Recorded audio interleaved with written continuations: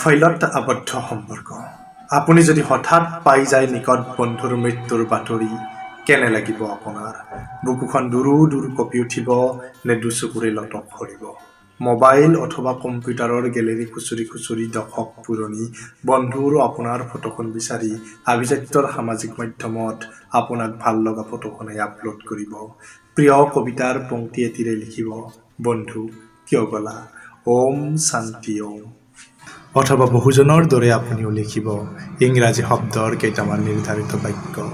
rest in peace I will miss you forever you will be there in my heart আপোনাৰ বন্ধুৰ তালিকাত থকা বন্ধু কিছুমানে লাইক অথবা শ্বেয়াৰ ৰিয়েক্ট কৰিব 2-4জনে কমেণ্ট কৰিব দৌৰা দৌৰিকৈ ৰিপ তাৰ মাজতে দূৰ সম্পৰ্কীয় 2-এজনে লিখিব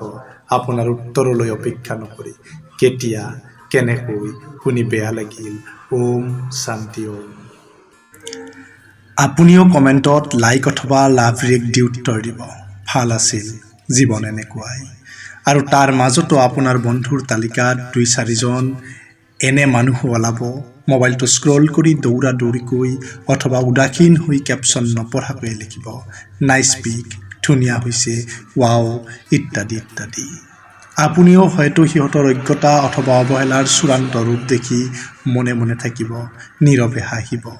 কিন্তু আপোনাৰো সিহঁতক শুধৰাই দিবলৈ সময় কম